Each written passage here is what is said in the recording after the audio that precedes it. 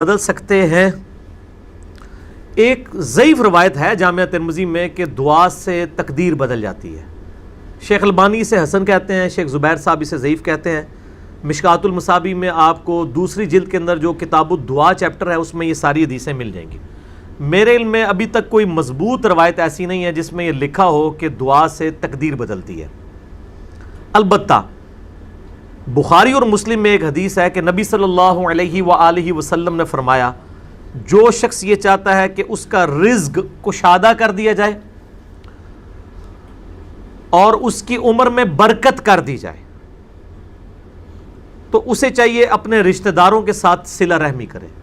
یعنی اپنے قریبی رشتہ داروں کے ساتھ صلہ رحمی سب سے مشکل کام ہے۔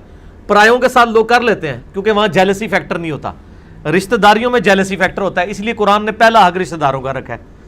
جو رشتہ داروں کے ساتھ، اور رشتہ داروں میں ہم فوراً گھر سے باہر نکل جاتے ہیں، رشتہ داروں میں پہلا رشتہ ماں باپ، بیوی بچے، بہن بھائی، اس سے مراد کزن نہیں، وہ بعد میں آتے ہیں۔ جو اپنے ماں باپ، بیوی بچوں، بہن بھائیوں کے ساتھ اس نے سلوک کرتا ہے، اس کی عمر میں بھی برکت کر دی جائے گی، اس کا رزق بھی کشادہ کر دیا جائے گا۔ تھوڑی سی عمر میں بہت کچھ کام کر دے گا۔ اب دیکھ لیں کتنے بڑے بڑے انسان، حیران ہو جاتا ہے۔ یعنی امام نووی کی عمر 45 سال سے بھی کم تھی، اتنا کام وہ کر کے گئے ہیں کہ بندہ حیران ہو جاتا ہے کہ یار اتنی تھوڑی عمر کے اندر انہوں نے اتنا بڑا کام کیسے کر دیا۔ وہ کام اس لیے کیا کہ اللہ تعالیٰ نے عمر میں برکت کر دی۔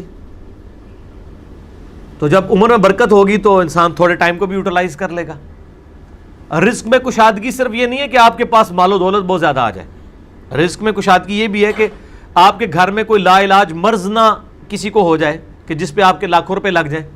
ان امراض کا نہ ہونا بھی تو اللہ کی طرف سے رزق میں کشادگی ہے۔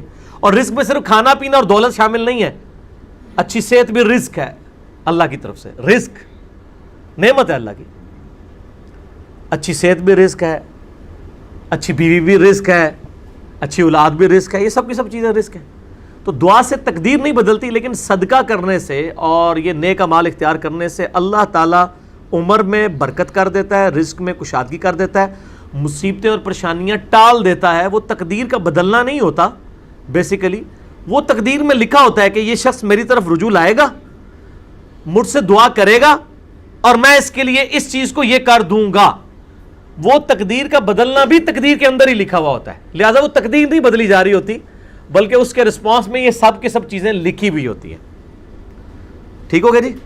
تو اس پہ میرا ایک یوٹیوب پہ کلپ بھی ہے، کافی لوگ دیکھ چکے ہیں، کیا دعا سے تقدیر بدل جاتی ہے؟ اس میں نے اس کی ٹیکنیکل بحثیں کی ہوئی ہیں۔ آپ رومن میں جا کے لکھیں کیا دعا سے تقدیر بدل جاتی ہے تو آپ کو ڈیٹیلز مل جائیں گی۔